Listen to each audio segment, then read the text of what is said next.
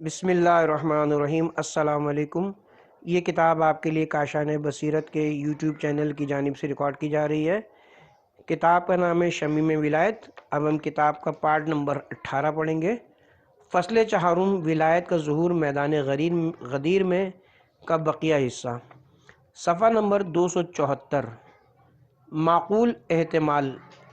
پیغمبر ختمی مرتبت کی رسمی اور اعلانیہ دعوت نے پورے جزیرہ عرب میں موجود مختلف مذاہب کو اپنی طرف متوجہ کیا، جس کے نتیجے میں بعض پاک تینیت افراد نے جو صفات کمال کے حامل تھے، قلوب کی گہرائیوں سے آپ کے آئین کو قبول کیا اور آپ پر ایمان بھی لائے، جبکہ بعض حضرات ظاہری ایمان اور زبانی اقرار سے اپنے اندر کے کفر کو چھپا لیا۔ تیسرا گروہ گھٹیا اور بے بس قسم کے افراد کا ہے، جو نہ صرف ایمان نہیں لائے بلکہ راستے میں کانٹے بچھانے لگے اور لوگوں کے ایمان لانے میں رکاوٹ ڈالنے لگے۔ سورہ انعام آیہ نمبر 26۔ اور یہ لوگوں کو اس سے روکتے ہیں اور خود بھی اس سے دور رہتے ہیں۔ یہ گروہ اپنے گھٹیا اہداف مسلمانوں کو تکلیف پہنچانے، پیغمبر رحمت کی راہ میں روڑے اٹکانے کے لیے سرگرم عمل رہتے ہیں اور بھرپور توانائی کے ساتھ کوشاں رہتے ہیں کہ کسی طرح سرکار دو عالم کی فعالیت کو بے اثر بنا سکیں، حتیٰ کہ انہوں نے آپ کے دین کو صفحہ ہستی سے مٹانے کا منصوبہ بھی تیار کر لیا تھا۔ وہ آپ کا استہزاء اڑاتے، تمسخر کرتے، زبان کے زخم لگاتے اور تانے دیتے، آپ کو شاعر اور دیوانہ کہتے، وعدے وعید کے علاوہ دھمکیاں دیتے، لالچ دیتے۔ انہوں نے آپ کا اجتماعی و اقتصادی محاصرہ کیا، سوشل بائیکاٹ کر کے شعیب ابو طالب میں پناہ لینے پر مجبور کیا، آپ کے سر اقدس پر جانوروں کی علائشیں پھینکی گئیں، بالآخر مجبور کر دیا گیا کہ آپ رات کی تاریکی میں مکہ سے ہجرت فرما جائیں۔ یہ تمام کام وہ تھے جو انہوں نے ہجرت سے قبل انجام دیے تھے۔ اگرچہ حضرت ختمی مرتبت کی دعوت انتہائی سنجیدہ، عام اور بالکل واضح انداز میں تھی، سرداران شرک و ستم کچھ زیادہ ہی خطرات کا احساس کر رہے تھے اور اپنے اوپر خود ہی دباؤ بڑھاتے جا رہے تھے۔ اس لحاظ سے جب اسلامی حکومت کی تشکیل مکمل ہو گئی تو مسلمانوں کی تعداد بڑھنے لگی، پھر کفار کے عزائم اور ناپاک ارادے جنگ و جدل کے ذریعے مٹنے لگے۔ ان جنگوں کی تعداد 70 سے زائد بتائی جاتی ہے۔ جتنی بھی کوشش کرتے تھے انہیں رسوائی کا سامنا کرنا پڑتا، مگر وہ صحرا کی دھولی میں ثابت ہوتے۔ اب انہوں نے اپنی پالیسی بدلی، اپنی فعالیتوں اور کوششوں کو در پردہ لے گئے اور منافقین کو استعمال کرنے لگے۔ چونکہ اسلامی حکومت تھی، لہذا اندرون خانہ سازشیں شروع کر دی گئیں۔ ان کی فعالیتیں بطور نمونہ ملاحظہ ہوں۔ نمبر 1، جنگ احد میں خفیہ طور پر لشکر اسلام سے عبداللہ بن ابی کی قیادت میں 300 افراد منافقین میدان سے بھاگ کھڑے ہوں گے۔ یہ تعداد مدینے کے کل مسلمانوں کی تیسرا حصہ یعنی 1/3 ہے۔ نمبر 2، تمام منافقین نے عبداللہ بن ابی کی قیادت میں جنگ تبوک سے منہ پھیر لیا اور ایک ایسے گروہ کو تلاش کرنے لگے جس سے مل کر اسلام اور مجاہدین اسلام کی کمزوری کا سامان کیا جا سکے، اور حضرت کے قتل کی سازش تیار کی گئی۔ ایک شخص کے ہاتھ میں آپ کے اونٹ کی مہار تھی کہ مطلوبہ گھاٹی میں جب پہنچے تو لیلۃ العقبہ میں بجلی چمکی، جس کے سبب سارا منصوبہ کھل کر سامنے آ گیا۔ نمبر 3، مشرکین کے ساتھ خفیہ ساز باز تھی جس کی اطلاع برابر مل رہی تھی۔ سورہ مائدہ آیہ نمبر 52۔ تم نے ان لوگوں کو دیکھا جن کے دلوں میں مرض ہے، جو ان میں مسلسل رینگتا ہے۔ نمبر 4، بعض تو مسلمانوں کو ان کے عقائد سے متنفر کر رہے تھے کہ وہ اسلامی حکومت کے ماتحت فلاں فلاں کی زیر قیادت ہوں گے۔ سورہ احزاب آیہ نمبر 60۔ اگر منافقین اور وہ لوگ جن کے دلوں میں بیماریاں ہیں اور جو مدینے میں افواہیں پھیلاتے ہیں اپنی حرکتوں سے باز نہ آئے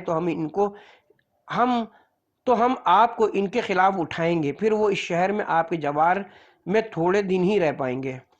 نمبر 5، وہ مسلمانوں کے اقتصادی بائیکاٹ کی ترغیب اور تشویق دلاتے تھے۔ سورہ منافقون آیہ نمبر 7۔ یہ وہی لوگ ہیں جو کہتے ہیں جو لوگ رسول اللہ کے پاس ہیں ان پر خرچ نہ کرنا یہاں تک کہ یہ بکھر جائیں، حالانکہ آسمانوں اور زمینوں کے خزانے کا مالک اللہ ہی ہے، لیکن منافقین سمجھتے نہیں ہیں۔ نمبر 6، پیغمبر اکرم کی ذات اقدس کے بارے میں وہ ناپاک جسارت کرتے تھے بیہودہ خیالات رکھتے تھے، بلکہ آپ کی ایک زوجہ محترمہ پر تہمت تک لگاتی۔ یہ واقعہ افق کے نام سے مشہور ہے۔ سورہ نور آیہ نمبر 11۔ جن لوگوں نے بہتان باندھا وہ یقیناً تمہارا ہی ایک دھڑا ہے، اسے اپنے لیے برا نہ سمجھنا بلکہ وہ تمہارے لیے اچھا ہے۔ نمبر 7، وہ مسلمانوں کے متعلق ناپاک سوچ رکھتے اور انہیں معاشرے کا حقیر فرد شمار کرتے۔ سورہ منافقون آیہ نمبر 8۔ عزت والا عزت والے کو وہاں سے ضرور عزت والا ذلت والے کو وہاں سے ضرور نکال باہر کرے گا۔ یہ حضرت کے خلاف موجود معاشرتی دباؤ کی ایک جھلک ہے، بہرحال بے نتیجہ رہا۔ ان عزائم کے علاوہ وہ بڑی شدت اور بے چینی سے آپ کی وفات حسرت آیات کا بڑی بے چینی سے انتظار کر رہے تھے، اور اپنے آپ سے کہا کرتے تھے آپ تو دوسرے بادشاہوں کی مثل ایک بادشاہ ہیں کہ جس کی وفات سے اس کے تمام دعوے یوں ہی دھرے کے دھرے رہ جائیں گے، کیونکہ آپ کی کوئی نرینہ اولاد نہیں ہے کہ آپ کے بعد آپ کے مشن کو جاری رکھتا۔ اسی علت کی بنا پر وہ آپ کو ابتر کہتے تھے کہ جس کا پیچھے وارث نہ ہو۔ سورہ مبارکہ کوثر کی شان نزول میں فرمایا گیا ہے کہ سرداران مشرقین میں سے ایک سردار عاص بن وائل کی پیغمبر سے گفتگو ہوئی۔ اس کے بعد وہ مسجد الحرام میں داخل ہوا۔ جب وہ مسجد میں داخل ہو رہا تھا تو کسی نے پوچھا کہ تم کس سے باتیں کر رہے تھے؟ اس نے کہا اس مرد ابتر سے۔ زمخشری نے مذکورہ واقعے کی طرف اشارہ کرتے ہوئے لکھا، بے شک محمد سمبور ایسا فرد جو کمزور و ذلیل، بغیر نرینہ اولاد کے اور بے یار و مددگار ہو، جن کا نام اور ذکر ان کی موت سے خود ہی ختم ہو جائے گا۔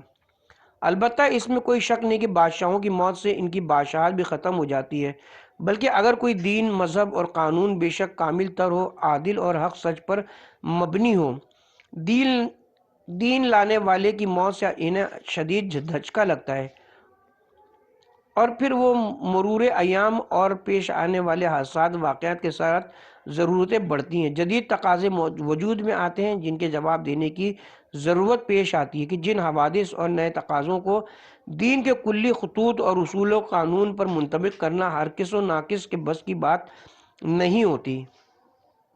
اگر دین اور قانون کا کوئی مشخص اور معین متولی موجود ہو تو پھر وہ دین اور قانون اجتماعی بحرانوں اور حوادث زمانہ میں بھی محفوظ رہتا ہے، اب چاہے اس کے لیے کوئی شخص مشخص اور معین ہو یا پھر اس کی شرائط اور حدود و قیود بیان کر دی جائیں تو یہ بھی کافی ہے۔ اور اگر کوئی ایسا متولی اگرچہ عمومی صورت میں متعین نہ ہو تو پھر دین بغیر متولی کے رہ جائے گا، پھر دین کے پیرووں اور حامیوں کی جانب سے بھی اسے تہداد اور اشکالات کا سامنا کرنا پڑ جائے گا، پھر اسے دشمنوں اور مخالفین کی طرف سے تہدید اور اعتراض کی کوئی چندہ ضرورت نہیں ہوتی، اور اگر دشمن یہ کام کر دے تو پھر خطرات ایک سنگین صورت اختیار کر لیتے ہیں۔ اس طرح ایک نئی بحث شروع ہو جائے گی۔ اجتماعی نظام حکومتوں کے اساسی ترین قوانین، پھر اساسی قوانین کی تشریح و تفسیر کے لیے ایک مفسر اور واضح جو قانون کی ضروری وضاحت کر سکے اور یہ بتا سکے کہ حاکم کی موت کی صورت میں اس کے جانشین کا تعین کس طرح کیا جائے، حتیٰ کہ بسا اوقات تو قائم مقام سربراہ یا جانشین وقتی طور پر منتخب کر لیا جاتا ہے جب تک مستقل سربراہ کا انتخاب نہیں ہو جاتا۔ بنابراین ان دشمنوں کا انتظار اور تحلیل یہ کہ دشمنوں نے قسم کھائی، البتہ انتظار طبعی اور معاشرے کے اجتماعی رواج کے عین مطابق تھا۔ پس اگر پیغمبر اکرم کے جانشین کے لیے ایک دینی اور حقیقی ذات منتخب ہوئی جس میں عصمت کی صفت پائی جاتی تو نتائج درج ذیل حاصل ہونے تھے۔ نمبر 1، دشمنوں کے تمام عزائم پر پانی پھر جاتے، ان کے ارادے درہم برہم ہو جاتے، ان کی آخری امید بھی نا امیدی میں بدل جاتی۔ نمبر 2، جو دین میں کیفیات کی پیش رفت اور ترقی ہوئی ہے عمودی لحاظ سے وہ اپنے تکامل تک پہنچ جاتی، چونکہ دین کو اپنا حقیقی مفسر اور متولی مل جاتا جو جدید واقعات اور حادثات میں بھی کلی طور پر دین کی حفاظت کرتا، جس کے نتیجے میں دین تحریف سے محفوظ رہتا اور دین کی دفاعی لائن مضبوط صورتحال اختیار کر جاتی اور دین دشمنوں سے مکمل محفوظ ہو جاتا۔ اس لحاظ سے کہ یہ حکم دوسرے احکام کا ہم ہم سخت نہیں ہیں۔ دوسری آیات اور احکام کا نزول آپ کی باقی ماندہ عمر میں دین کمال کے ساتھ منافات نہیں رکھتی۔ اگر دوسرے احکام سے سطحیت رکھتا ہوتا تو یقیناً ان کے درمیان منافات بھی موجود ہوتی۔ نمبر 2، ولایت الہی کی نعمت جو ولایت پیغمبر اکرم سے مربوط ہے، وہ آپ کی جانشین کی ولایت سے اتمام کے درجے کو پہنچتی۔ نمبر 4، ان شرائط میں مسلمانوں کا دشمنوں کی سازشوں سے ڈرنا بے سود ہے۔ نمبر 5، ایسے متولی جو جب اسلام کو میسر آ جائے تو دین الہی عالم بشریت کے لیے ہمیشہ تاریخ بن جاتا ہے۔ نمبر 6، انسان کا ذاتی بغض اور محبت ہمیشہ حق کو قبول کرنے کے سلسلے میں ایک بڑی رکاوٹ رہی ہے۔ اس سلسلے میں خدا سے ڈرنا چاہیے۔ اولیاء کی ولایت قبول کرتے وقت اپنی ذاتی محبت اور دشمنی کو دور رکھنا چاہیے۔ صرف قربت الہی اور اس کی رضا کی خاطر ہر کام کرنا چاہیے۔ آیت میں جو 6 صفات بیان کی گئی ہیں یہ آپ کے جانشین کے انتخاب کے لیے ہیں۔ اس ترتیب سے اگر الیوم کا مصداق تاریخ اسلام میں موجود ہوتا ہے تو آیہ کریمہ کی اخبار کی روشنی میں یقیناً ایک مصداق موجود ہوتا۔ 18 ذی الحجہ 10 ہجری پیغمبر اکرم نے حکم خدا کے مطابق اپنے جانشین کا اعلان فرمایا۔ یہ نہ ہوتا تو آیہ کریمہ کے داخلی قرائن ایسے شخص کی تائید کرتے جو کہتا ہے کہ یہ آیہ غدیر خم کے واقع اور سرکار دو عالم کے جانشین کے اعلان سے بالکل مربوط نہیں ہے۔ آپ کے نزول کی کیفیت۔ آیہ کے نزول کی کیفیت۔ بعض شیعہ علماء نے روایت کے ظواہر کو دیکھتے ہوئے یہ احتمال دیا ہے کہ آپ کا یہ حصہ بقیہ آیت سے جدا ہے۔ ظواہر کو دیکھتے ہوئے احتمال دیا کہ آیہ کا یہ حصہ بقیہ آیت سے جدا ہے اور جمع قرآن کے وقت یہاں رکھ دی گئی ہے، جبکہ اہل سنت کے تمام مفسرین یا ان کی اکثریت قائل ہے کہ یہ آیت اکٹھی نازل ہوئی ہے۔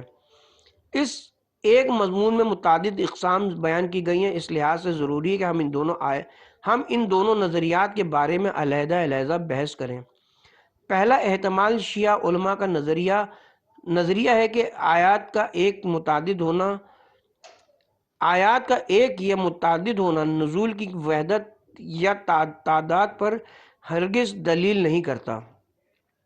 جس طرح اگر 2 آیات ہوں تو وہ دلالت نہیں کرتی کہ نزول بھی 2 مرتبہ ہوا ہے۔ ایک آیت ہونے کا مطلب یہ کہ نزول بھی 1 مرتبہ ہوا ہے، لہٰذا یہ تمام شعبوں کے لیے نہیں ہو سکتا۔ مثال کے طور پر سورہ بقرہ کی آیت نمبر 219 تھوڑی سی فکر کرنے سے معلوم ہو جائے گا کہ دونوں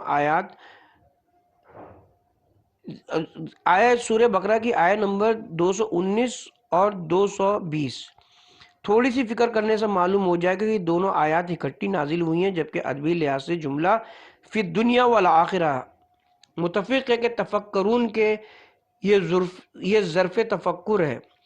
ضروری ہے کہ اکٹھی نازل ہوں، اگرچہ دونوں علیحدہ ہی ہوں اور دونوں کا نمبر بھی علیحدہ ہو۔ آیہ نمبر 138 سورہ صافات میں یہ ہے۔ سورہ صافات آیہ نمبر 137 سے متعلق ہے۔ پہلی آیت میں آیا، اس کا مطلب ہے کہ قرآن مجید میں بہت زیادہ شواہد موجود ہیں کہ سورہ بقرہ آیہ نمبر 220 اور اس کے بعد والی آیات میں بھی ایک نمونہ موجود ہے۔ دوسری طرف اگر ہم آیت تطہیر کی ضمائر پر متوجہ کریں جو سورہ احزاب میں، تو معلوم ہو جائے گا کہ یہ جملہ اپنے ماقبل اور مابعد سے علیحدہ اور مستقل ہے، جیسا کہ اس کا مضمون اور محتویٰ شہادت دے رہا ہے کہ اس کا مخاطب اور ہے اور اس کے ماقبل اور بعد کا مخاطب اور ہے، اور وہ شان نزول جو علماء اہل سنت نے نقل کیا ہے بتلا رہا ہے کہ فقرہ ایک خاص واقعے کے متعلق نازل ہوا ہے۔ مورد بحث آیت میں بھی یہی مطلب بیان ہوا ہے کہ جب خون، مردار اور سور کے گوشت کا حکم بیان ہو رہا تھا تو فرمایا، سورہ مائدہ آیت نمبر 3، آج کافر تمہارے دین سے نا امید ہو چکے ہیں، پس تم ان کافروں سے نہیں مجھ سے ڈرو، آج میں نے تمہارے لیے تمہارا دین کامل کر دیا اور اپنی نعمت تم پر پوری کر دی اور تمہارے لیے اسلام کو بطور دین پسند کر لیا۔ جیسا کہ معلوم ہے کہ خون وغیرہ کا حکم کافروں کی مایوسی کا سبب ہرگز نہیں بن سکتا اور نہ ہی دین کی تکمیل کا ذریعہ۔ اس کی دلیل یہ ہے کہ یہ احکام اس سے قبل 2 مکی صورتوں انعام آیہ نمبر 145 اور سورہ نحل آیہ نمبر 115 میں نازل ہو چکے ہیں۔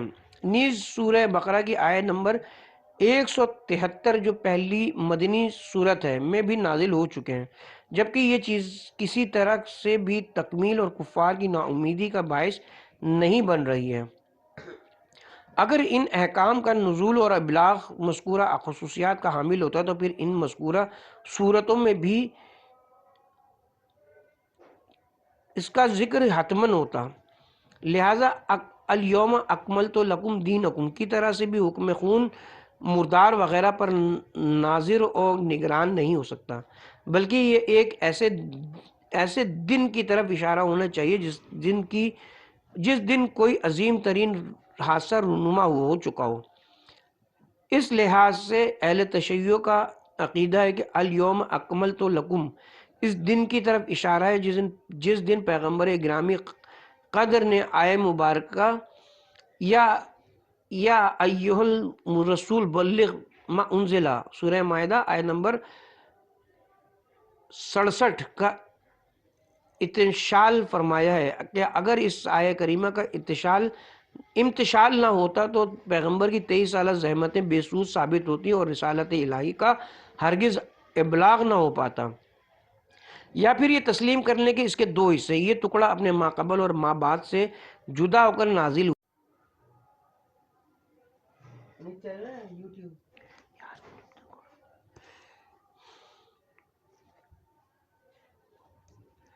بلکہ یہ ایک ایسے دن کی طرف اشارہ ہونا چاہیے جس دن کوئی عظیم ترین حادثہ رونما ہو چکا ہو۔ اس لحاظ سے اہل تشیع کا عقیدہ ہے کہ الیوم اکملت لکم اس دن کی طرف اشارہ ہے جس دن پیغمبر گرامی قدر نے آیہ مبارکہ یا ایھا الرسول بلغ ما انزل سورہ مائدہ آیہ نمبر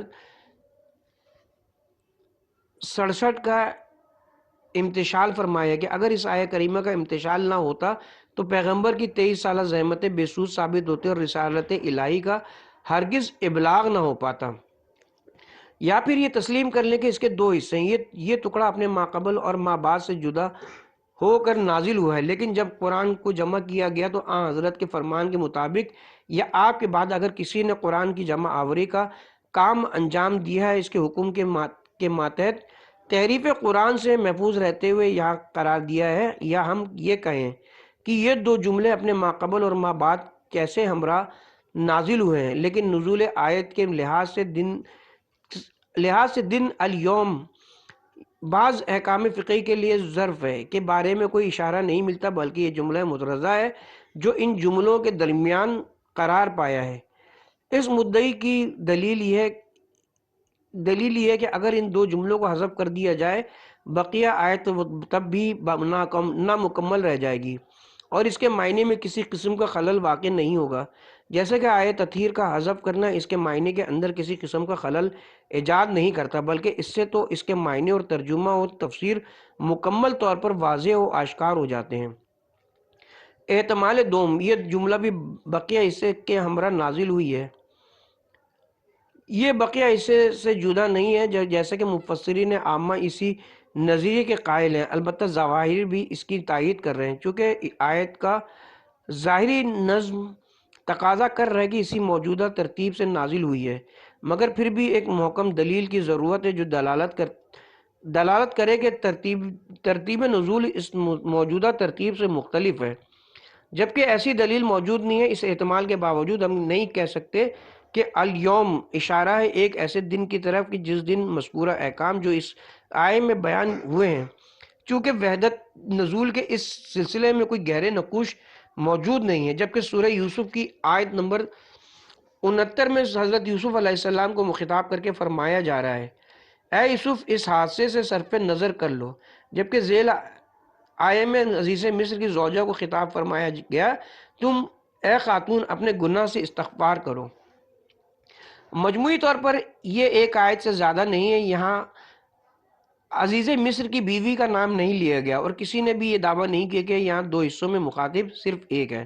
البتہ روز مرہ استعمال ہونے والے محاورات اور گفتگو کے دوران وحدت سیاق ایک اصل اور عقلی قانون کے طور پر معروف اور مشہور ہے، اور عقلاً اس پر بڑی توجہ بھی دیتے ہیں اور اس کا ہر لمحے خیال بھی رکھتے ہیں، مگر اسے ایک عمومی اور کلی قاعدے کے طور پر ہرگز تسلیم نہیں کیا جائے گا، بلکہ ہمیشہ دلیل یا معید کے طور پر لیا گیا ہے، بالخصوص اگر اس کے خلاف کوئی داخلی یا خارجی قرینہ موجود ہو۔ تو حضرت امام جعفر صادق علیہ السلام فرماتے ہیں، قرآن مجید میں کسی آیت کریمہ کا پہلا حصہ ایک چیز کے متعلق ہوتا ہے اور اس کا وسط ایک دوسری چیز کے متعلق ہوتا ہے، جبکہ اسی کا آخری حصہ ایک تیسری چیز سے متعلق ہوتا ہے۔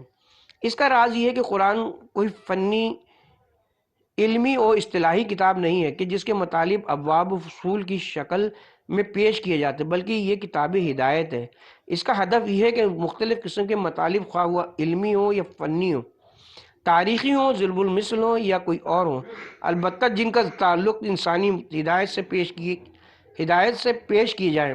قرآن نے عظیم ترین علمی دلیل سے بھی موضح فرمایا ہے۔ چنانچہ حضرت یوسف علیہ السلام سے منقول ہے کہ آپ نے خواب کی تعبیر سے توحید پر استدلال فرمایا ہے۔ اے میرے زندان کے ساتھیو، کیا متفرق ارباب بہتر ہے یا وہ اللہ جو یکتا ہے، جو سب پر غالب ہے؟ تم لوگ اللہ کے سوا جن چیزوں کی بندگی کرتے ہو وہ تو صرف تم اور تمہارے باپ دادا کے خود ساختہ نام ہیں۔ اللہ نے تو ان کی کوئی دلیل نازل نہیں کی۔ اقتدار تو صرف اللہ کے پاس ہے۔ اس نے حکم دیا کہ اس کے سوا تم کسی کی بندگی نہ کرو، یہی مستحکم دین ہے، لیکن اکثر لوگ نہیں جانتے۔ سورہ یوسف آیہ نمبر 39 اور 40۔ توحید پر اہم ترین فلسفی اور عقلی براہین پیش کرنے کے ساتھ ساتھ زمین و آسمان اور شتر اونٹ کا نظارہ کرنے کو بھی متوسط سطح پر عدلۂ توحید قرار دیا ہے۔ ارشاد ہو رہا ہے سورہ غاشیہ آیہ نمبر 17 تا 20، کیا یہ لوگ اونٹوں کی طرف نہیں دیکھتے کہ وہ کیسے پیدا کیے گئے ہیں، اور آسمان کی طرف کہ وہ کیسے اٹھایا گیا ہے، اور پہاڑوں کی طرف کہ وہ کیسے جمائے گئے ہیں، اور زمین کی طرف کہ وہ کیسے بچھائی گئی ہے۔ صاحب تفصیل المنار اس کے متعلق ارشاد فرماتے ہیں، تفسیر رسول المنار جلد نمبر 2 صفحہ نمبر 451 سورہ بقرہ کی آیت 241 کے ذیل میں، قرآن فنی کتاب نہیں ہے کہ اس کے ہر مقصد کے لیے ایک باب مخصوص کیا جائے، بلکہ یہ کتاب ہدایت اور موعظہ ہے جو انسان کو ایک مطلب سے دوسرے مطلب کی طرف مائل کرتی ہے اور پھر اسی پہلے مطلب کی طرف لوٹا دیتی ہے۔ اگرچہ اس کی عبارت میں تعفن اور تنوع موجود ہے، اس کا قاری اکتہاٹ کا شکار ہوتا ہے اور نہ اس کے سامع کو ہدایت قبول کرنے پر کسی ملال کا سامنا کرنا پڑتا ہے۔ مقام غدیر در روایات، شیعہ و سنی فریقین نے واقع غدیر کے متعلق متعدد روایات نقل کی ہیں۔ فریقین کے ہاں اس واقعے کے متعلق اشعار و ادب کا بھی ایک وافر ذخیرہ موجود ہے، جس سے واقعے کی تاریخی اہمیت نمایاں ہوتی ہے۔ ایک عام سے موضوع کے لیے اتنا اہتمام ہرگز نہیں کیا جاتا۔ اس سلسلے میں مرحوم علامہ امینی نے ناقابل فراموش حد تک کوشش کی ہے۔ واقعہ غدیر کے متعلق روایات، اشعار اور اسناد کو اپنی طاقت اور امکان سے بڑھ کر جمع فرمایا ہے، مگر بحر اقیانوس کا رخ بدلنا کوئی آسان کام نہیں ہے۔ تبھی تو ان جیسا امین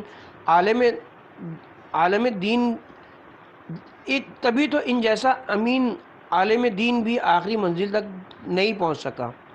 یہ غدیر ایک ایسا سمندر ہے جس کا کنارہ معلوم نہیں، حتیٰ کہ عقل کو بھی اس کی حد معلوم نہیں اور مقام کا اندازہ نہیں۔ ہم یہاں روایات کے بہتے دریا سے بطور نمونہ صرف چند روایات ذکر کرنے پر اکتفا کر رہے ہیں اور ان کی مختصر وضاحت پر اکتفا کریں گے۔ نمبر 1، آیہ کے نزول کا مقام۔ حضرت امام محمد باقر علیہ السلام فرماتے ہیں، خداوند کریم نے جو آخری فریضہ نازل فرمایا وہ ولایت تھی، اس کے بعد کوئی فریضہ نازل نہیں ہوا، اور یہ آیہ الیوم اکملت لکم دینکم کو کرائل عظیم کے مقام پر نازل فرمایا۔ کرائل غیم کے مقام پر نازل فرمایا۔ کرائل غیم ایک وادی ہے جو مکہ مکرمہ اور مدینہ منورہ کے درمیان جوفا کے قریب واقع ہے۔ واقع غدیر اسی وادی میں رونما ہوا تھا۔ نمبر 2، ابو ہریرہ سے منقول ہے کہ جو بندہ 18 ذی الحجہ کے دن روزہ رکھے خداوند کریم اسے 600 مہینوں کے روزوں کا ثواب دے گا۔ یہ دن غدیر کا ہے جس دن پیغمبر گرامی قدر نے حضرت علی علیہ السلام کا بازو پکڑ کر فرمایا کہ کیا میں مومنین پر خود ان کی اپنی نسبت اولیت نہیں رکھتا؟ عرض کیا گیا بلا یا رسول اللہ، میں جس کا مولا اور سرپرست ہوں، میرے بعد اس کے مولا اور سرپرست علی ہیں۔ حضرت عمر نے کہا اے علی واہ واہ، آپ میرے اور سب مسلمانوں کے مولا ہیں۔ تب خداوند سبحان نے آیا الیوم اکملت لکم دینکم نازل فرمایا۔ اگرچہ یہ مطلب حضرت ابو ہریرہ سے بھی منقول ہے، اگرچہ روایت کی صورت میں نقل نہیں ہوا ہے، مگر اس کا مضمون بہت ساری روایات سے مشابہت رکھتا ہے جو اس سلسلے میں کثرت سے موجود ہیں۔ نمبر 3، جناب سیوطی نے مذکورہ آیہ کے نزول کے متعلق تحریر فرمایا کہ الیوم اکملت لکم دینکم رسول خدا پر اس حالت میں نازل ہوئی جب آپ عرفات میں تھے، لوگ آپ کے گرد جمع تھے، دور جاہلیت کی تمام نشانیوں اور مناسک منہدم ہو چکے تھے، شرک نابود ہو چکا تھا، برہنہ طواف کرنے پر قدغن لگ چکی تھی، مشرکین نے اس سال آپ کی ہم راہی میں حج بجا لانے سے انکار کر دیا تھا۔ خداوند کریم نے آیہ الیوم اکملت لکم دینکم نازل فرمائی۔ قبل عظیم بیان ہو چکا ہے کہ روزہ عرفہ کی اتنی اہمیت نہیں ہے کہ وہ کمال دین کے لیے علت بن سکے، چونکہ ان حوادث کی اکثریت یعنی جہالت کی نشانیوں کا خاتمہ، اس کے مناسک کا معدوم ہونا، شرک کا خاتمہ یا برہنہ طواف کرنے پر قدغن لگانا، یہ سب کچھ تو 1 سال قبل سورہ بارات کی پہلی آیت میں موجود ہے۔ فتح مکہ کے موقع پر اہم ترین کام جو اس وقت انجام پایا ہے اور اس کی طرف روایات میں بھی اشارہ موجود ہے، وہ ہے پیغمبر